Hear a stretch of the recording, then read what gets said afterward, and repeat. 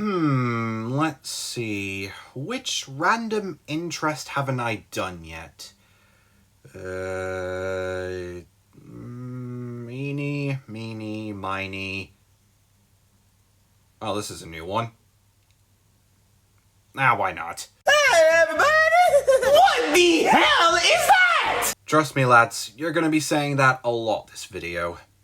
Anyway, hello ladies and gentlemen, I am S-Code Knight, back with another random video.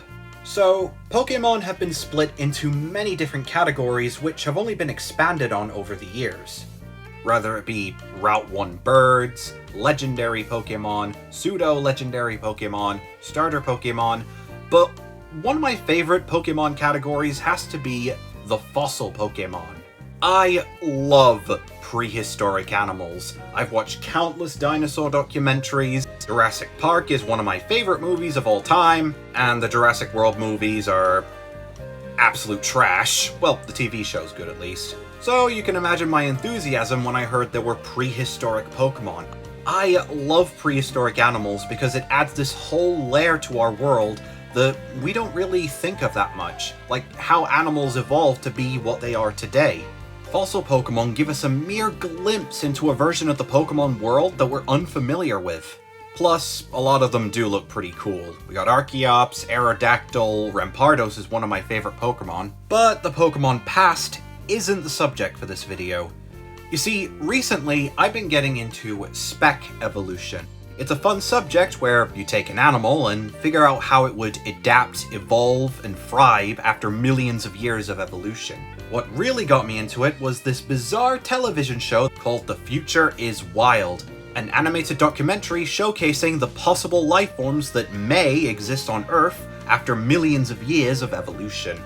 The science is a bit questionable, to say the least, but the main point of the show is to get people excited about spec evolution. Not gonna lie, it must have done its job well, because that's what we're gonna do today. We're going to design very strange future Pokemon, some of which the likes you've never seen. But S-Code Knight, we already have future Pokemon! It's the Paradox Pokemon from Scarlet and Violet! Oh, you mean the robots? Well, don't be ridiculous, dear viewer. Those aren't real Pokemon, no. No, they were created by the Dream Machine, powered by the Jesus Turtle from the Crystal Gem homeworld. What? So yeah, with maybe one or two exceptions, most of these won't be robots. Instead, we're gonna look into other future tropes for some inspiration. Another form of inspiration is, obviously, other spec evolution projects. Not just The Future is Wild, but a couple I'll get into in a moment. Plus, not only do all of these Pokemon have to be descendant from Pokemon that already exist, but, just for fun, they're going to be from parallel timelines. Basically, they'll all come from futures where things in the Pokemon world turned out a little differently. With all that being said, I am S-Code Knight, and these are Pokemon of the future.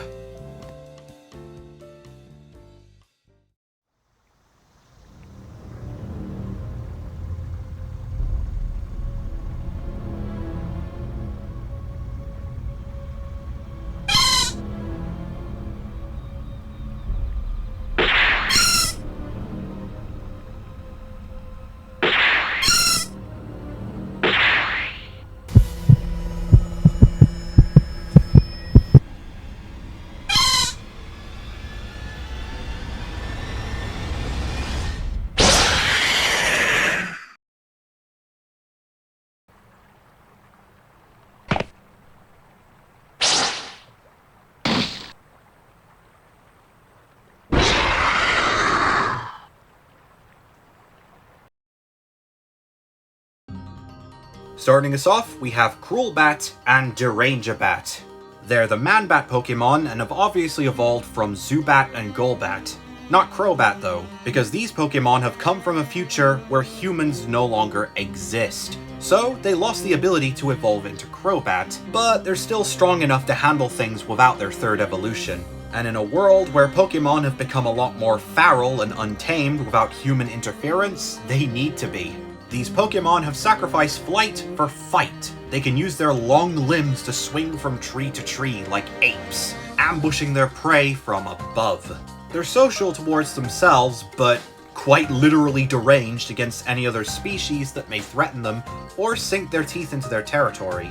So, moving on to their design inspiration, these Pokemon are representations of futuristic animals or predators. Think the alien, the predator, basically a futuristic animal that's meant to be the bane of human existence.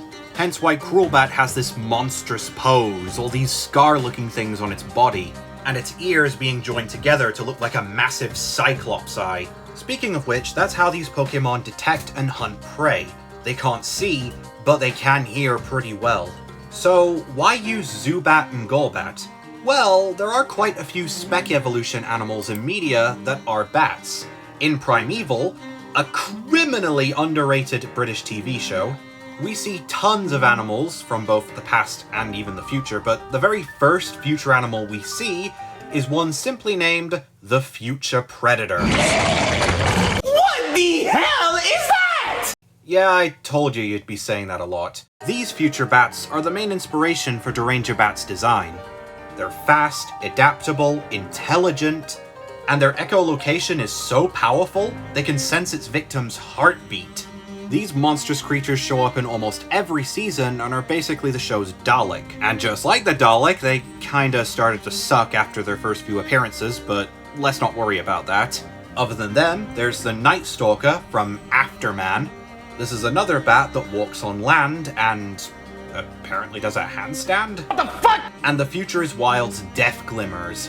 Bats that can still fly, but they hunt in the day rather than being nocturnal. My point is, bats are a pretty common sight around spec evolution. So a descendant of Zubat that walks like a man and hunts in the trees? It's a no-brainer. These Pokemon are now grass dark types. Dark for obvious reasons, and grass because, well, of their environment. They blend in with the trees. They also have a new signature ability called Sonar Vision, which prevents both buffs and debuffs from invasion and accuracy. Basically, this thing may be blind, but it can still hear you! But as a backlash, it takes double the damage from sound-based moves, for obvious reasons.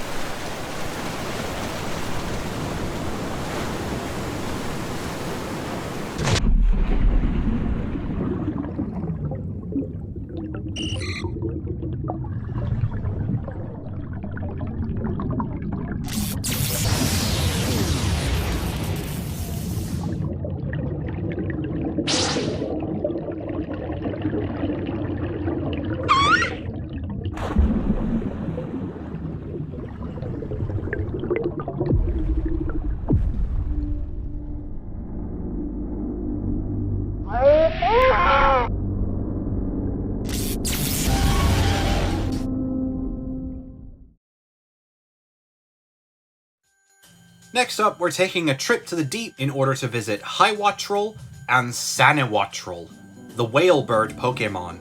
This is a future where Team Aqua were successful in their plans, which backfired dramatically. As a result, the Pokemon world was flooded, and a lot of Pokemon had to either adapt or die. These Pokemon have evolved from Wattrel and Kilowattrel. They're already seabirds and spend most of their time near the water, so it wasn't hard for them to trade wings for fins. The future trope here is pretty obvious: flooded world, almost everywhere becoming an endless ocean. But as for their main design inspiration, they're based on another Future's wild animal called the gannet whale. These are seabirds that have evolved from gannets, now living a seal-like lifestyle. Also, they make a funny noise. Obviously, these Pokemon have swapped out their flying type for the water type, but Sanewattrel is still electric type. You see, these massive Pokemon have evolved their feet into a massive rudder that works similarly to Bleasel and Floatzel. You see, they inhale seawater and then channel it into the rudder at the back of their body, similar to a hydrokinetic dam, allowing them to move it and swim through the ocean at incredible speeds. Not only that, but they can then channel the motion of their propeller into their nose, which they can fire as a short burst electric shock to stun prey. The This is a reference to another Futurist wild animal called the Spitfire bird. In fact, that's another reason why they're here. Birds are another popular choice for spec evolution because, well, they're so darn adaptable. They're descended from dinosaurs, so it's pretty likely that they're gonna be here long after us. In fact, there's a whole spec evolution project called Serena, which is about an alien planet entirely inhabited by birds, with only a handful of other animals like fish and insects. It's a magnificent project, and I would highly recommend it if you're interested in getting into spec evolution. Not much else I have to say about these guys, so let's stay in this possible future for a little while longer and look at another Pokemon on the flip side.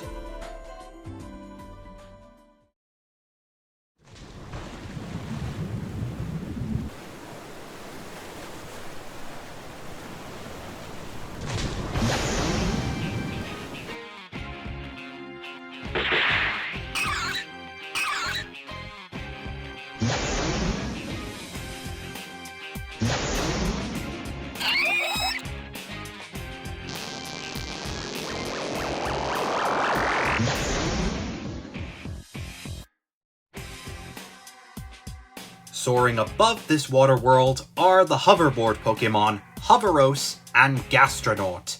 These Pokemon have evolved from Shellos and Gastrodon that have left the ocean to avoid predators. They have taken to the skies where there is little competition for them, giving them the ability to absorb ultraviolet light and convert it into power, which they can use to both fly and go super fast. They're incredibly competitive, often racing each other. This one's a bit more outlandish, but that's Pokemon for you. They're representing futuristic technology, the cool stuff, which is why they're mainly based on hoverboards like what you see in Back to the Future.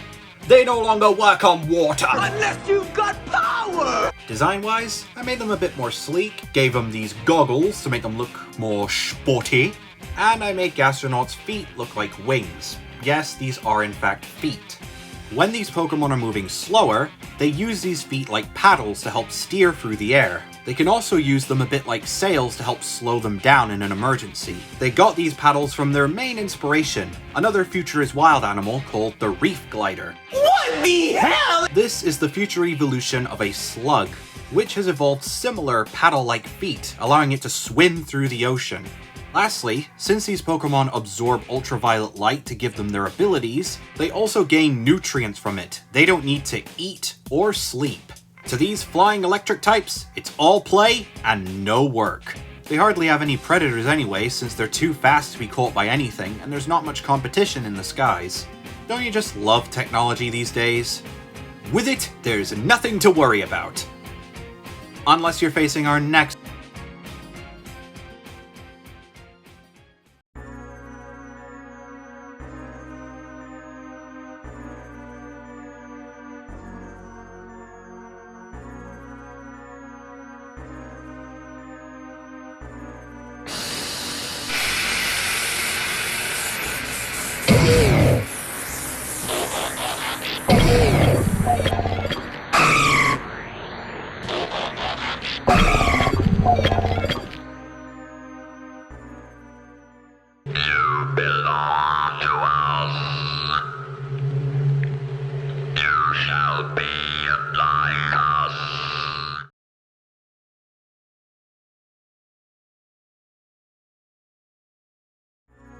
Up next, we're looking at the rulers of quite a dark future. Say hello to Fungi Dude and Crolossum, the Mechaspore and Mechafungus Pokemon.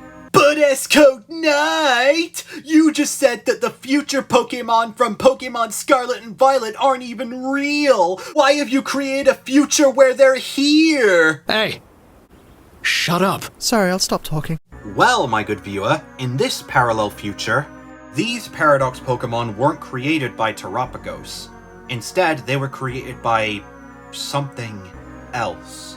An experiment gone horribly wrong. Despite using Geodude and Graveler as a husk, these Pokemon have evolved from fungus Pokemon like Fungus and Amoonguss, though not willingly. They are the result of a mechanized experiment that has gone loose. They have converted their world into an apocalypse, using nanotech spores to convert every organic thing into a paradox Pokemon. So yeah, these future robot Pokemon are actually robotic slaves to Crolossum, hence why their mushroom heads are similar to radio towers. They're of course a big play on the trope of zombie apocalypse, only the zombies are now robot Pokemon. And there's another sci-fi future trope for you. A robotic race that wants to convert every organic thing into more robots, like the Cybermen from Doctor Who or the Borg from Star Trek. And to spice it up a bit, I made it a future version of fungus, in reference to another primeval animal. The future fungus. What the hell? Or more famously, the zombie fungus from The Last of Us. Both of these are highly evolved zombie fungus that infect their host, turning them into these mushroom creatures. The future fungus simply spreads by contact, while clickers are a bit more scary. You consume the spores and you're basically a goner. These are of course all based on the cordyceps, a type of zombie fungus that takes over insects, usually ants. With that being said, why use Geodude as the basis host instead of an insect Pokemon? Well, fungus isn't just scary, it can actually be very helpful. You see, fungus can grow on just about anything, including rock. It breaks it apart and allows plants to grow. Hence why these Pokemon are growing on Geodude and Graveler. Fungus is patient. It can grow on just about anything, and it's only a matter of time before it consumes it, makes it decay. Like a zombie. Fungus always wins. So, to quickly recap, what we have here is a robot zombie fungus that can release nanotech spores, which don't give you a cool suit like Iron Man, but turn you into a robotic slave. Isn't nature wonderful? Their typing, obviously grass and steel, but they also have a new ability called tungsten armor, where they're completely immune to fire-type moves, but they're weak to ice-type moves. Another primeval reference.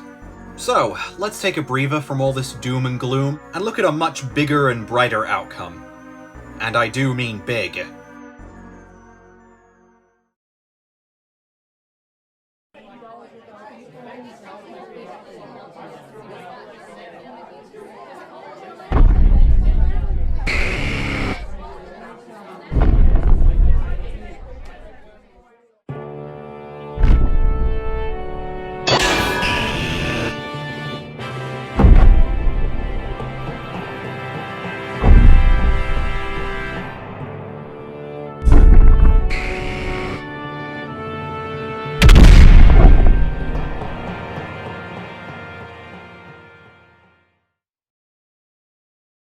That's a huge...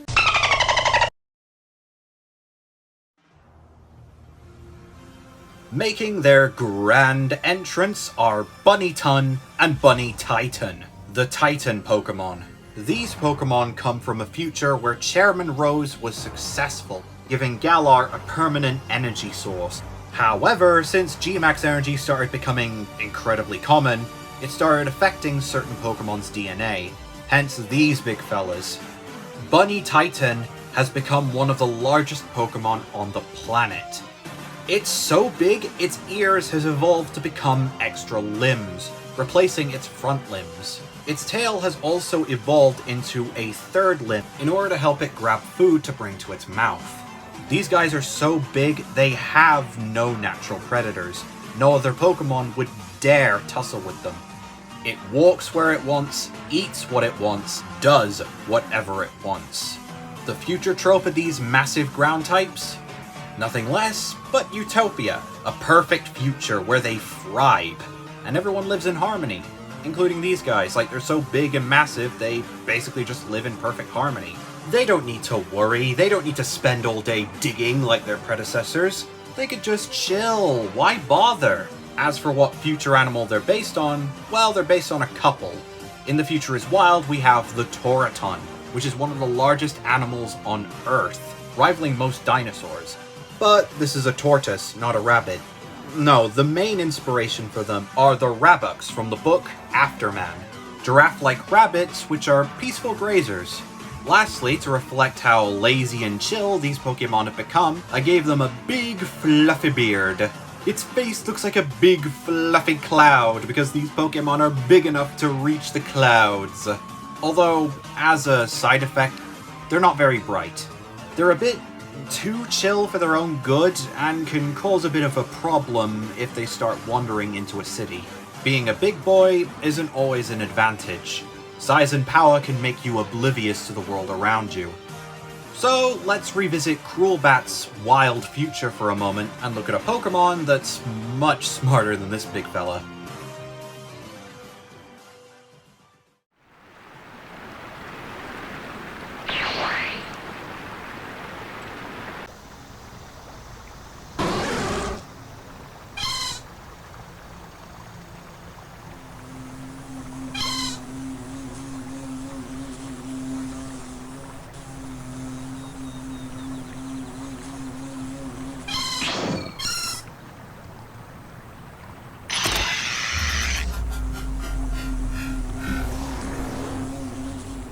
No! Harry, no! Don't look at the light! I can't help it. It's so beautiful.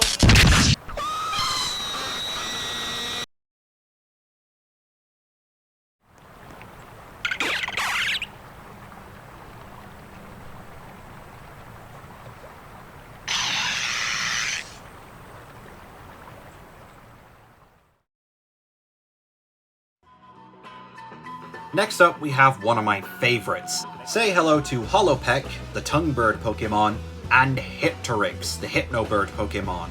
They're descendants of the Pikipek line that no longer fly, but have become fully land-based bird Pokemon. Their main method of hunting is hypnosis. Hollowpeck uses its tongue like a pendant to hypnotize its victims, as well as to eat, while Hypterix takes it to a whole new level. This Psychic-type Pokemon can produce a holographic projection by opening up its beak. It uses this projection to fool its prey before going in for the kill. Their future trope? Virtual reality. We will defeat insanity. Hypnotrix can fool its victims by creating holographic projections. Using its beak like a hologram maker, it shapes the environment to its whim, using it to its advantage. I also threw in a couple of other hypnotic elements, like making their feathers look like eyes, as well as the bizarre eye colors. So what future animal are they based on? Well, the main inspiration for Hypterix is yet another creature from Primeval's novel. Yes, the show was actually popular enough to get a novel, multiple actually, and a Canadian spin-off. But I digress, these Pokemon are mainly based on the only future animal from the novels, the future bird. Now, the future bird's actual appearance is described pretty vaguely, so it's up to artist interpretation on what it actually looks like. But the animal's main design features are a long tongue covered with teeth, and the ability to produce pheromones, which it uses to mind control dumber animals. So I gave the tongue to Hollowpeck, and Hypterix has the hypnosis part, only instead of pheromones, it uses psychic powers. Lastly, to fill in the gaps, I took inspiration from another Future is Wild animal, the Caterpillar. These giant future birds hunt in packs, using their feather crest to communicate with other members of the group. This is where Hypterix's feather crest came from, and not really much else. Needless to say though, I'm pretty proud of how these Pokemon turned out. Right, only 2 Pokemon left, and they so happen to be the coolest type of Pokemon of them all. Pikachu clones! Boo! You stink!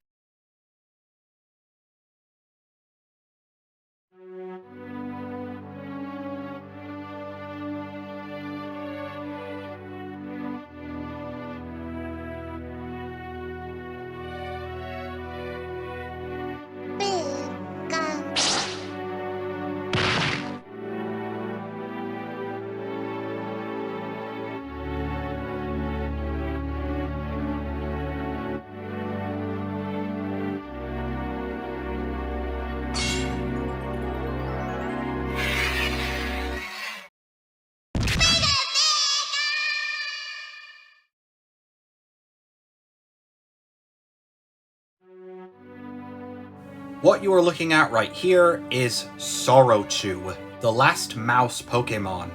Sorochu is considered the end of the line. It comes from a future where it is the last Pikachu clone ever. Every other Pikachu clone and Pikachu itself have died out.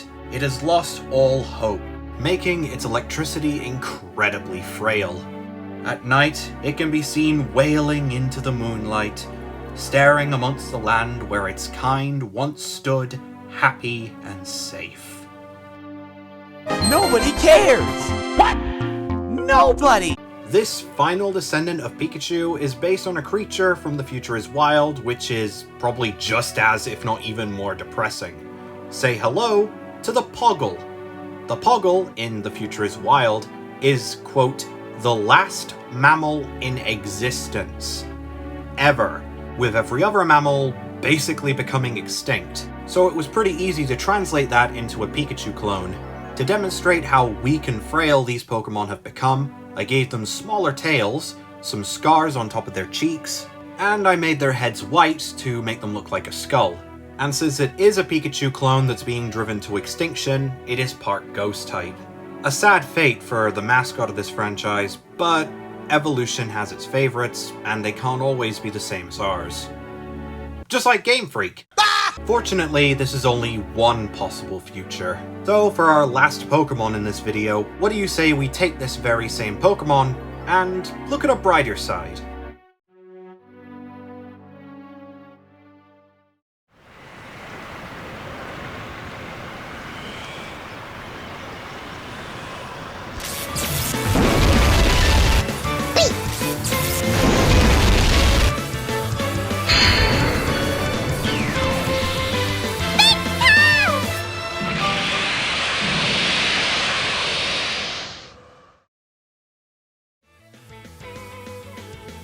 What you see here is Sorochu's Horizon form.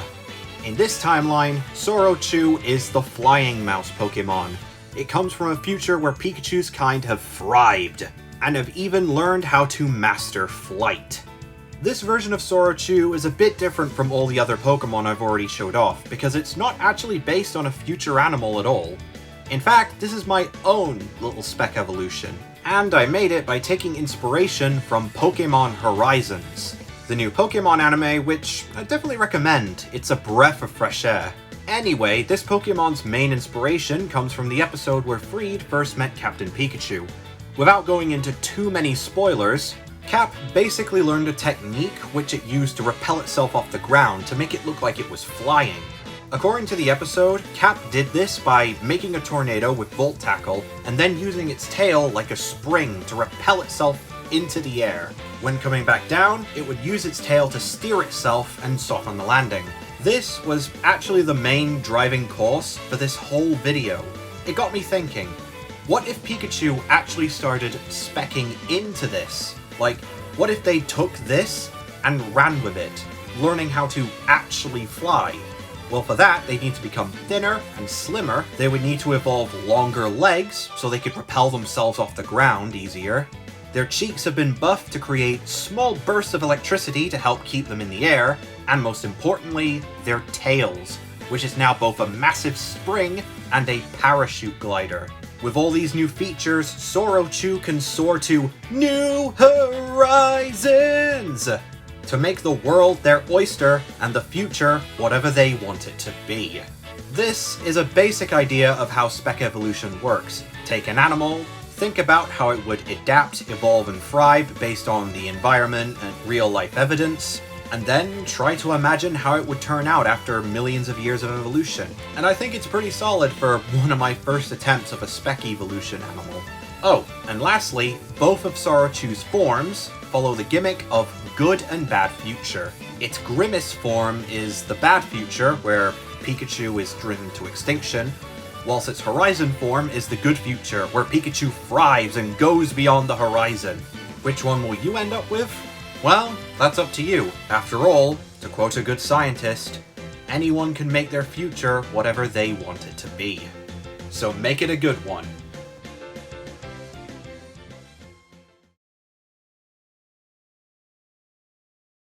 And I think that's a nice bit to end the video on.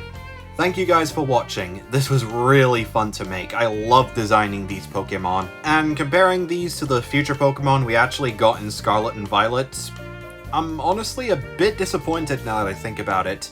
I mean, they could have gone a bit more wild with the whole future animal idea, but instead they just made them robots. Which, I'm sure they still have some future tropes in them somewhere, but aesthetically they're just robots. When you could have really gone, well, wild with this concept. Ah well, it is what it is. Regardless, I am S-Code Knight, thank you again for watching. Don't forget to like, comment, subscribe.